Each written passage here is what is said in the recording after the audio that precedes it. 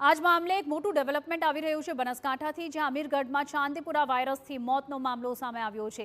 કાંકરેજ અને અમીરગઢમાં 2 બાળકોના મોત થયાનું નિવેદન સામે આવ્યું છે। આરોગ્ય અધિકારી સહિત આરોગ્યની ટીમોએ સર્વે હાથ ધર્યો છે। જિલ્લામાં ચાંદીપુરા વાયરસનું પ્રમાણ ન વધે તે માટે કામગીરી શરૂ કરવામાં આવી છે। કાનપુરા ગામમાં આરોગ્ય ટીમોએ સર્વે અને દવાનો છંટકાવ કરવાની કામગીરી શરૂ કરી દીધી છે।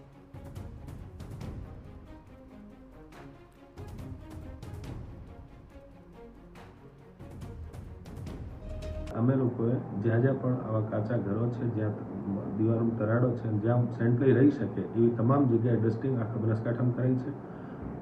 આપણે અત્યારે જે છેલ્લો ડેથ છે કાનપુરામાં થયું છે, તેના અનુસંધાનમાં આપણે 47 ટીમો અમીરગઢમાં બનાવી છે અને એના દ્વારા આખા વિસ્તારનો સર્વેલન્સ કરવામાં આવી રહ્યું છે અને સેન્ટ ફ્લાયને નાશ કરવા માટે દરેક જગ્યાએ સ્પ્રેઇંગ અને ડસ્ટિંગની કામગીરી ચાલી રહી છે।